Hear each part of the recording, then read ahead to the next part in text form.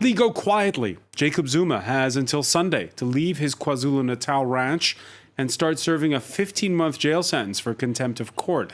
South Africa's 79-year-old former president who refuses to appear before the corruption inquiry that's been looking into the alleged siphoning of public funds on his watch. Why does Zuma seem to prefer jail to answering questions about what South Africa calls state capture? Detractors insist no one is above the law. His supporters call the inquiry biased and claim it's a political witch hunt. On this, the 30th anniversary of the end of apartheid, South Africa's democracy faces a real test. So does the ruling African National Congress, split between Zuma loyalists like suspended ANC chair Ace Magashule and Zuma's successor as head of state, Cyril Ramaphosa. After 30 years, Mandela's party is still a formidable electoral winning machine, but can it answer its own calls for good governance and accountability, particularly as this continental giant tries to deal with a pandemic and growing inequality? Today in the France 24 debate, will Jacob Zuma go to jail? Joining us from the KwaZulu-Natal city of Nkandla, Siphoning Godje, who is a journalist for TV news channel ENCA. Thank you for being with us. Thank you very much for having me. From Johannesburg, former ANC spokesperson Carl Niehaus, who's spokesperson for the Inkoto Isizwe Military Veterans Association. Welcome back to the show. Thank you very much. From Cape Town, Sanusha Naidu, Senior Researcher Fellow at the Institute for Global Dialogue. Welcome. And we're also joined by South African music producer and DJ Mo Laudy, curator, I should say, of the Salon Globalista exhibit at the Bonne Nouvelle Espérance Gallery. I mention it because it is the South African Contemporary Art Gallery here in Paris. You're from a family of anti-apartheid activists. Thanks for being with us. Thank you. The France 24 debate on Facebook and Twitter, hashtag F24debate. Jacob Zuma, again, has till Sunday to turn himself in. Yet an aide quoted by the French news agency AFP insists he's in high spirits, bouncing like a tennis ball. Karis Garland has more. It's the first time in South Africa's history that a former president has been sentenced to prison. Found guilty of contempt of court, Jacob Zuma was slapped with a jail term on Tuesday after failing to show up at a corruption inquiry earlier this year. Not only has Mr. Zuma failed to dispute the contempt of court, he has also failed to contest the degree of the contempt. Instead, he has aggravated it. The majority judgment orders an unsuspended sentence of imprisonment for a period of 15 months. Zuma is accused of enabling the plunder of state coffers during his tenure from 2009 to 2018. Most of the claims being investigated involve three brothers from a wealthy Indian business family, the Guptas. The family won lucrative government contracts and were allegedly allowed to choose cabinet ministers. Zuma and the Guptas deny wrongdoing. Before the 79-year-old was forced from power, he responded to mounting pressure by setting up the corruption inquiry himself. The panel, however, has come up against years of resistance from Zuma. He only testified once in 2019 before staging a walkout days later and accusing the commission chairman of bias. The inquiry is just one of Zuma's legal woes. He's also facing charges relating to bribes he allegedly received during South Africa's 1999 arms procurement deal. The former president now has 5 days to hand himself into police, or authorities will take him into custody. So, Siphoning Godje, Jacob Zuma at his home, at his ranch, and so far not coming out. Well, yes, ever since this judgment was delivered, the former president was not at his Nkandla home. We understand that he was somewhere in Gauteng province, that is Johannesburg. the country's economic hub. But he has since returned to his province of KwaZulu-Natal. According to our sources, today he was meeting with his lawyers somewhere in Durban in the KwaZulu-Natal province. It's expected that this evening or tomorrow he will come to Nkandla. That is his home base. That is where his family members are waiting for him, and his supporters are waiting to receive him there, because ever since this judgment was delivered, there has been some mixed reaction here. Some people have welcomed it. They say this is a win and a boost for the rule of law, for democracy, for justice, but others are saying this is a political persecution for the former president. So we'll wait and see what happens when he returns home, because he's got few more days to spend with his family. Does he have any way of avoiding jail?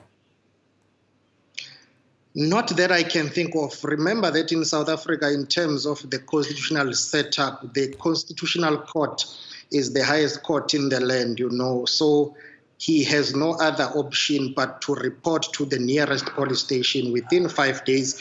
As per the judgment, by the way, he had two options, and one of those was to report either to Johannesburg Central or Nkandla. And according to the tweet from his own daughter, that is Duduzile Zuma, so he has decided to come back to Nkandla, closer to his home. It seems as if he doesn't have any other way to maneuver around this one, because the Constitutional Court is the highest court in the land in South Africa. There is no other way. He has to hand himself over. If he doesn't, the judgment is clear that within 3 working days, the police minister and the National Police Commissioner will have to ensure that the judgment is enforced. They go look for the former president. The police will have to hand him over. So he doesn't have any other choice. Carl Niehaus, what should Jacob Zuma do? Well, I cannot suggest to President Zuma what he should do.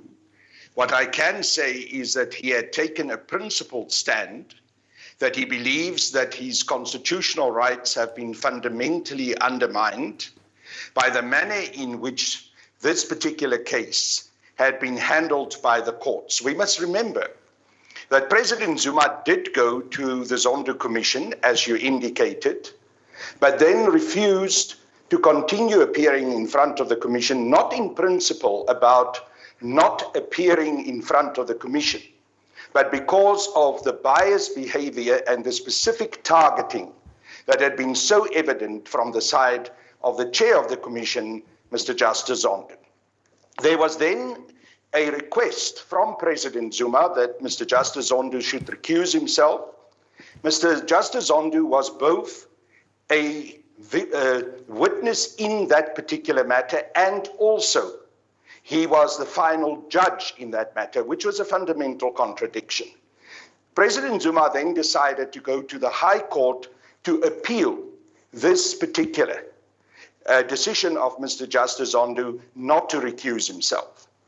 Instead of allowing that legal process to proceed, Mr. Justice Zondo and the Commission of Inquiry into State Capture rushed past the High Court and went to the highest court, the apex court, and applied for action against President Zuma, which included an application for a 2-year sentence. You're quite correct to have pointed out in your introduction that the Constitutional Court is the highest court, is the apex court in South Africa. But that is exactly where the problem lies. President Zuma has been directly moved through a motion of proceedings to the highest court, where his rights were undermined and where his ability to be able to get that appeal of his heard by the High Court was also undermined.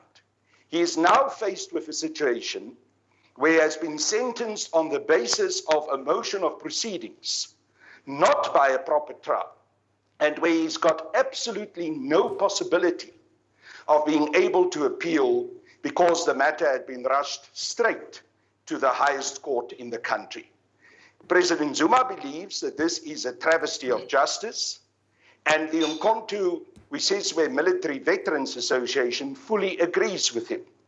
And it is on that basis that we as MKMVA had been standing next to President Zuma And we've now also said that it is unacceptable to us that he can be arrested and sentenced. So let me ask you about that, Carl Niehaus, because we've heard some strong statements, particularly from one of Jacob Zuma's sons.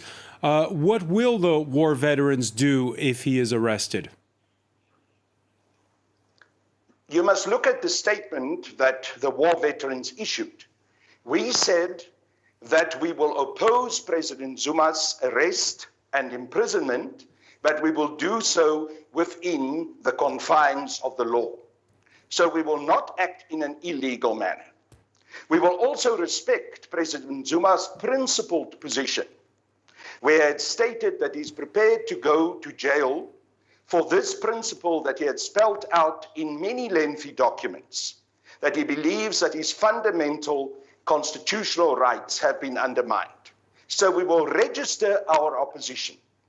We will resist President Zuma's imprisonment, but we will also respect his principled position that he is indeed, on the basis of his convictions and his belief that his constitutional rights have been undermined, prepared to go to prison in order also to show how strongly he feels about this. All right. Again, it was in 2019, the sole time that Jacob Zuma appeared before that State Capture Commission. Here's what he had to say at the time. I've been vilified, alleged to be the king of corrupt people. I'm the most corrupt.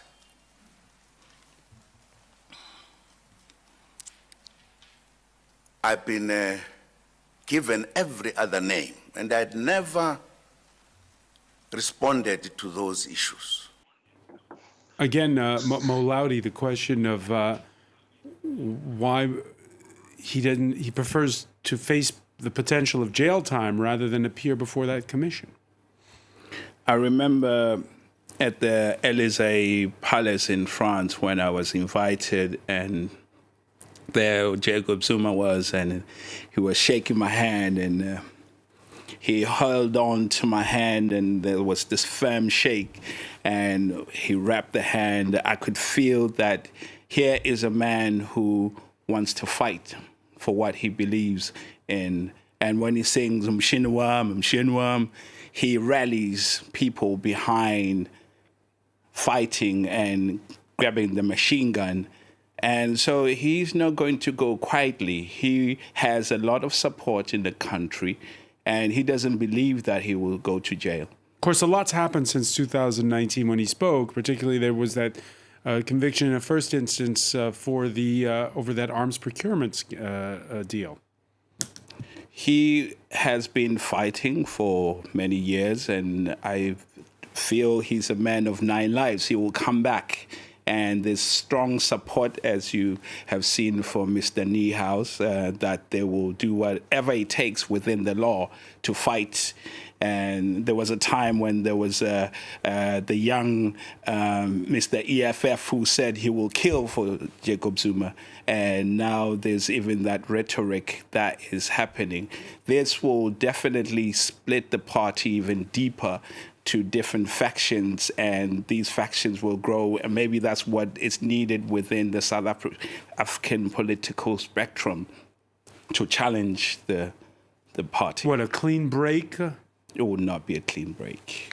It would be a challenging one, and I believe it's necessary for the growth and the strength of the party.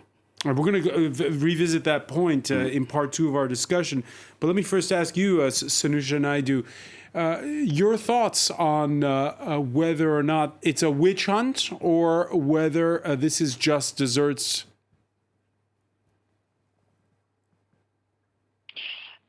Good evening.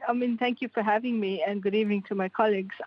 I think it's not so easily defined in terms of these reductionist terms we're seeing. It's very binary, this debate, and I think the challenge here is really the question of how we look at it in the context of the judicial process and more from a technical perspective. Unfortunately, we can't do that because we get caught up in the political architecture of what this means, because this is not just any ordinary person. This is Mr. Jacob Zuma, former head of state, and very much part of the integral centers of what's happening in terms of the political landscape. But I think the challenge we have in this whole thing is to try and understand, what has been a key issue in the South African landscape, and particularly the body politic of the state, and that is dealing with the elements around state capture. And I know that some of my colleagues on the panel have taken particular stances on this, but I think at the end of the day, we are missing a very vital element here, and that is the people on the ground. Yes, we are talking about political support. We're talking about a president a former president who feels that he is being caught up in a political target, a witch hunt, vilified, and also challenging the processes around him in terms of whether or not these processes were done in a justified manner and so forth. But at the end of the day, we are hurting South Africans. We are hurting the governance structure. We're hurting the political landscape. And we are not necessarily looking at the bigger existential and structural questions in this debate. And I think for the largest time, the South Africans are getting very dissatisfied. They're apathetic, and they're also kind of distrustful. And at the end of the day, we have a local government election coming. I think the optics of what's happening in the party and the optics of how that's spilling over into the body politic of the state is not necessarily boding well for anybody in this. So hang on, just to be clear on this, Sanusha, are you saying it's the infighting within the ANC that's turning South Africans off politics, or the case against Jacob Zuma? No. I think it's the whole kind of political landscape in the country. It's not just about the ANC. It is serious issues of socioeconomic challenges. There's serious issues of questions of people's livelihoods. It's questions of all of these things that we are talking about. But what takes center stage and what becomes the overarching issue is that it's about how this spills over into the state. And I think to a large extent, as much as we can't ignore it, it does feature in our everyday lives. But at the same time, we are seeing people becoming, particularly ordinary South Africans on the ground, who are becoming disaffected. And if you think about it, over the last couple of months and weeks, or in the last couple of years, the level of social protest, the level of protest against what is happening, whether it's in Jacob Zuma's administration or whether it's in post-Jacob Zuma's administration, the problem is that livelihoods are not where they should be. So, and I think at the end of the day, the question of this debate is really, where do we go from here, as opposed to what does this mean for the party? All right, we're going to pick up on that point when we come back. Stay with us. You're watching the France 24 debate.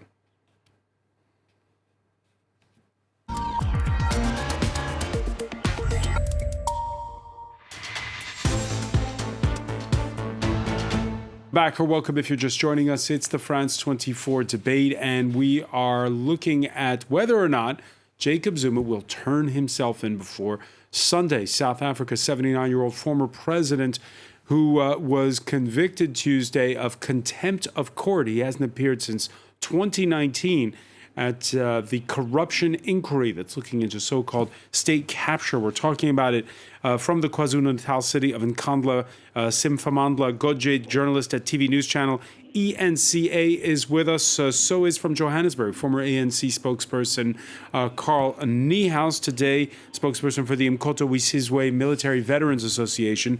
From Cape Town, Sanusha Naidu of the Global Institute for Global Dialogue, also with us, South African music producer and DJ Mo Loudy. Welcome back. We were again wondering, and Sanusha was wondering just before the break about whether or not this is binary for or against the internment of Jacob Zuma. The head of that commission that's looking into corruption is South Africa's Deputy Chief Justice Raymond Zondo. He has hailed Tuesday's ruling by the Constitutional Court. We think that the judgment is of great importance in our constitutional democracy. It vindicates the rule of law in our country. It vindicates the supremacy of our Constitution. It reaffirms the principle that we are all equal before the law. Carl Niehaus, your reaction? Well, it doesn't reaffirm the principle that we are all equal before the law, because there had been a very selective approach in how President Zuma and a number of other politicians within the African National Congress had been treated in this so-called fight against corruption. Some people are targeted, like President Zuma, and also the Secretary General of the African National Congress, Mr. Ace Magashule, and those are brought in front of court, sometimes on very flimsy charges, on political manipulation that is behind those charges, and others are left off the hook. I want to remind you once again that there are people in the cabinet of South Africa, among them the Deputy Minister of Intelligence, Mr. Zizi Kotwa, also the Deputy Minister for Defense and Military Veterans, Mr. Tabang Makwetla, who have got serious findings against him. There's a serious finding against Mr. Tabang Makwetla by the Ethics Committee of Parliament. There are very serious information coming through the Zondo Commission about potential corruption on the side of Mr. Zizi Kotwa, which he has not denied. And yet these people keep their jobs, while other people are being targeted, and specifically someone like President Zuma has been targeted over a period of now more than 20 years. Today I was going through the correspondence and also the so-called spy tapes, which indicates how there had been a conspiracy of people working behind the scenes between politicians and the National Prosecuting Authority in order to charge President Zuma, to find a specific time to charge him so that the biggest damage could be done to his political career, discussions between politicians in the most appalling way, in racist terms, calling President Zuma a Zulu boy, and so on and so forth. We must not forget, when we talk about equality in front of the law, that we have in South Africa people like the former apartheid president, Mr. F.W. de Klerk, and someone who is known as Dr. Death, Dr. Wouter Basson, who was directly involved in the chemical weapons program of the old apartheid regime, who have not been charged. These people have gone scot-free.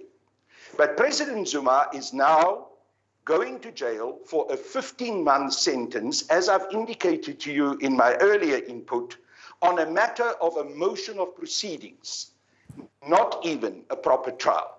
So you see, the issue that we are faced with is that President Zuma is quite correct when he said in that video clip that you played that he has been vilified, that he has been targeted, that he has been turned into this ogre and this person who is corrupt, without having been found guilty in any court of law to in fact having done so. All right, let me bring in on this as let me bring in on this. Can I just make this one point? I really want to make this point. The issue that we are being faced with in this situation is that President Zuma's trial is a symptom of the political divisions and the political factionalism within the African National Congress.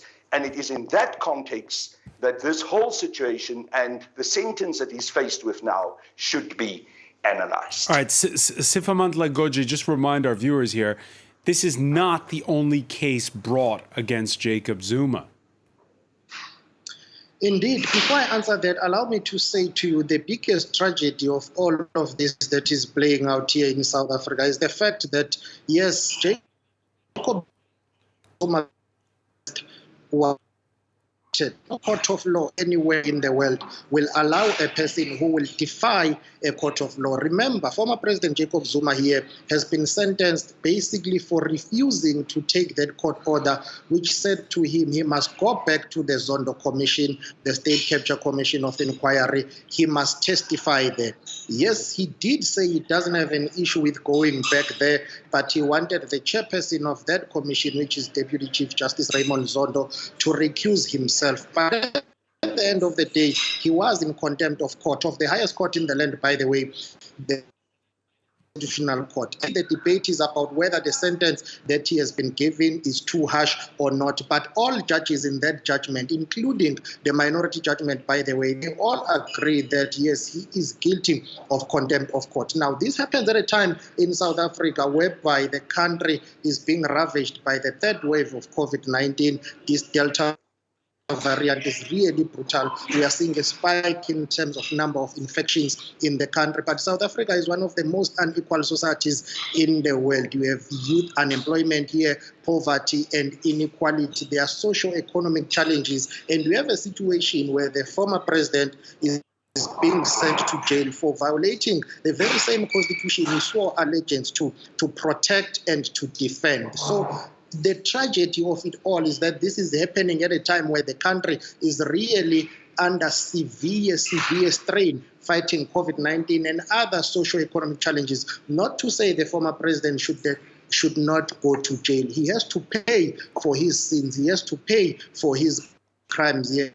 But he is not only facing this alone. On the 19th of July, he will be going to the High Court of Kwazulu-Natal Division, sitting where he will continue to face his fraud and corruption charges. They relate to the 1990s arms deal project. He is charged with French arms company Thales there. So Jacob Zuma has been facing too many legal and political battles. And out of all of this, at the center of it, he has always argued that these are politically motivated charges. As I've alluded, that next week on the 19th, he will have to go to the Pietermaritzburg High Court, leaving a correctional facility, because if the law enforcement agencies do not implement this, should the former president fail to hand himself over, police will have to go and arrest him, send him to prison, and then after that, he will have to serve time. Should they fail to do that, it will be a test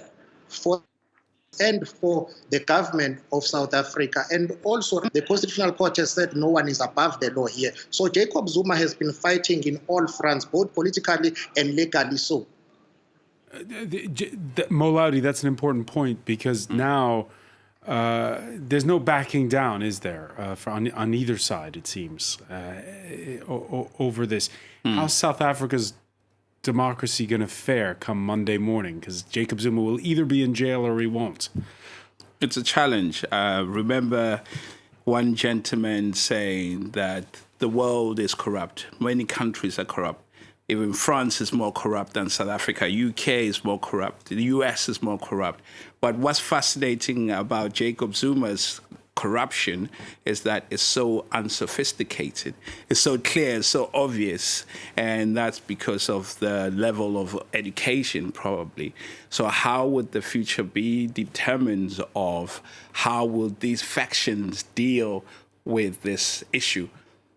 As Julius Malema has led to the formation of the EFF. Now there'll be a new formation, I believe, within the faction of the Zuma alliance within the party. How can the ANC clear its soul? Because now is the question of the soul of the ANC. And you heard on that. You heard Carl Niehaus saying how, there's people who have charges against them who are Ramaphosa supporters. Yes. They should face charges. I know the wagons are circling these days around the health minister over whether or not there were public tenders for a bid. It's going to up the pressure as well on the sitting president?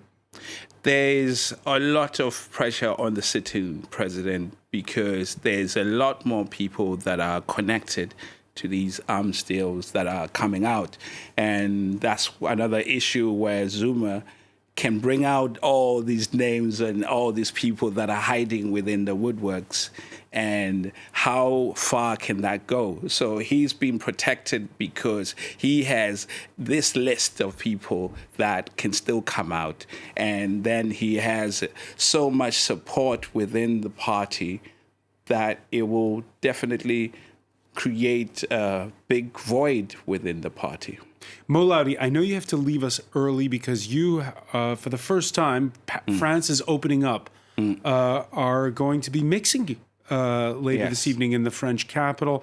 When you see that here, we're opening up, today's the day when they loosened all the lockdown rules, and when you see that back in South Africa, it is the brunt of the third wave right now. Your thoughts on the current leadership back home? I was just speaking to my mom and how she has her business, and this business has to somehow slow down. And my friends who have galleries in South Africa, it's tough because these measures should have been implemented way before. South Africa has the technology, has the facility to deal with this, and South Africa is rich enough. But how are those resources managed? That's another question. How are those resources managed? Mo Laudi, many thanks for being with us here in the France 24 debate. I want to turn to the to our other panelists, Sanusha Naidu. This was a point that you brought up, right, in part one of our discussion about all the huge challenges facing South Africa. But you do need faith in those political institutions for the questions that you brought up, inequality, the pandemic, to be tackled. So how do South Africans keep the faith in their institutions? It's a very interesting question. I think that the challenge is the trust issue. I think the challenge is, as you rightly point out, the faith. I think there is a level, even if it's a very small modicum, but there is a level of faith that's re-emerging within certain institutions. I think when it comes to the pandemic, there are elements in which the pandemic could have been handled and managed in a much better coordinated manner. But at the end of the day, I think you've got to look at the institutions in terms of how they are delivering and what they are delivering. I think when it comes to the issue of the judiciary, the issue of the institutional architecture, when it comes to shining the light and the question around dealing with corruption and dealing with irregular tenders and state contracts, etc. You see that there's a little bit that's coming to the fold where people feel, okay, here's where we are. There should be more that could be done. But I also think that people appreciate that there's different levels of bureaucratic overlay that we have to deal with. I think what's important for us as well is, what do South Africans want? And I don't want to be presumptuous and assume I know everything that what South Africans want. But I think what they really want to see is somebody held accountable for what they feel have been the real tentacles of state capture. And sometimes this causes a kind of disaggregated discourse in a narrative in the South African public domain, in the way that it's seen, in the way that it's interpreted. But at the end of the day, I think the challenge is really, how do we get out of this process? How do we deal with the fact that a lot of this has to do with both people in government, outside of government, in the party, outside of the party, that have actually gone and eaten at the trough? And there needs to be some level of accountability. And if this can happen, then people are going to be quite taken into account that something is happening when it comes to accountability and transparency and punitive accountability at that. All right. And you talk about state capture. Again, just to remind our viewers, this inquiry that's been going on since 2018, looking into what was then seen as the outsized power of the Gupta brothers. They had close ties to one of Jacob Zuma's sons, allegedly had tried to influence the appointment of cabinet ministers, were unlawfully awarded state tenders, charges denied by those brothers who are currently in the UAE. Simfanla Goje, the state capture inquiry, how is it going? Sure, it's been dragging on and on. It was meant to have been wrapped up by now. It's been extended for the next 3 months. Of course, it's been dealing with a lot of work, too many witnesses and too many testimonies. But I think it's an inquiry that has faced some challenges. And one of those challenges, by the way, is the issue of dealing with former President Jacob Zuma's contribution and participation there. The fact that the former president has decided to snap this commission of inquiry, that is very disappointing, because he has been alleged to be at the center of this state capture project in South Africa. It's something that he has denied. Of course, he did go to the commission itself, but towards, in the middle of his contribution there, he decided to withdraw and that was really disappointing. I think what we see emerging out of the State Capture Commission of Inquiry, I wouldn't say it's shocking, because it's something that us as the media have been reporting about, and many people have been saying something is not right in South Africa. The irony of it all, though, here is that state capture has been politicized by different factions of the ANC, which is the African National Congress, the governing party. The Commission of Inquiry itself is doing its work, but every time there are new revelations there, some ANC members and leaders, they look at those in line of factions and they will say, hang on, the Deputy State Security Minister is there. There have been some revelations there. Why is he not stepping down? Why is he not being charged? And I think for me, what we will see after the Commission of Inquiry presents its report, which will be a very, very big report, and which we expect that it will be challenged by many people who have been implicated there or alleged to have done something wrong. We are going to see more people taking that report on review, because many ANC leaders and members have been mentioned there.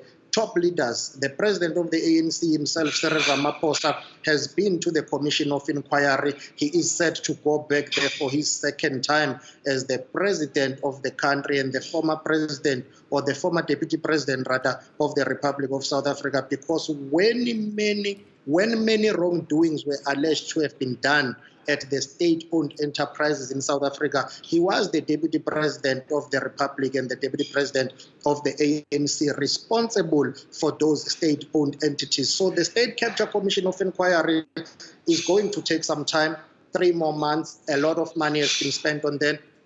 And it will have implications, and it will have implications for all sides.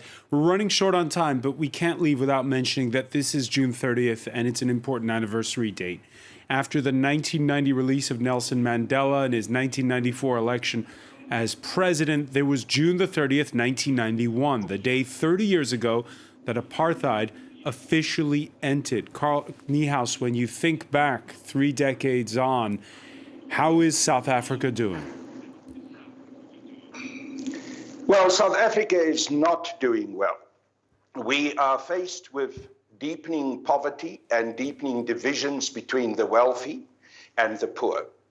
These are failures that have to be addressed. And one of the people who've tried to address them was, in fact, President Jacob Zuma.